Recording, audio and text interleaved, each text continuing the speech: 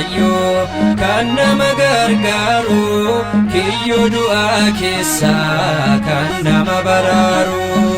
namni firaaf lammeen yoo wal filaateyyuu aangoo du'aa jalaa na baasa waaqayyo eenyu akka waaqayyo kan nama gargaaru kiyyoo du'aa keessaa kan nama baraaru namni firaaf lammeen yoo wal filaateyyuu aangoo du'aa jalaa na baasa waaqayyo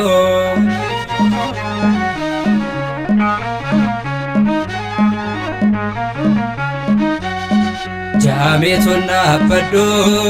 qarqara karaarraa gooftaatu naaf banee agartuu koo har'aa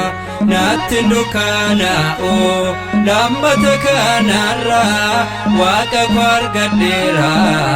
abbaa baraa baraa eenyu akka waaqayyo kan nama gargaaru kiyyoo du'aa keessaa kan nama baraaru namni firaaf lammeen yoo wal filaateyyuu aangoo du'aa jalaa na baasa waaqayyo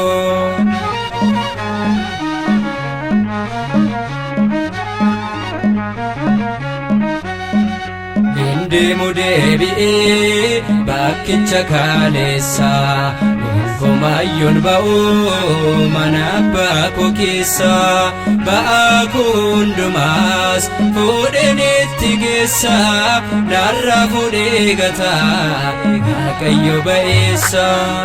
eenyu akka waaqayyo kan nama gargaaru kiyyoo du'aa keessaa kan nama baraaru namni firaaf lammeen yoo wal filaateyyuu aangoo du'aa jalaa na baasa waaqayyo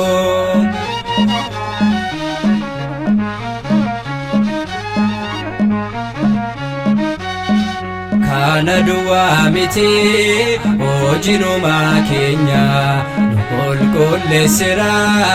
cubburraa hunda keenya maaliif hin faarfannu maaf callisnee teenya nuuf dhiifameera cubbuun hunda keenya eenyu akka waaqayyo kan nama gargaaru kiyyoo du'aa keessaa kan nama baraaru namni firaaf lammeen yoo wal filaateyyuu aangoo du'aa jalaa na baasa waaqayyo eenyu akka waaqayyo kan nama gargaaru kiyyoo du'aa keessaa kan nama baraaru namni firaaf lammeen yoo wal filaateyyuu aangoo du'aa jalaa na baasa waaqayyo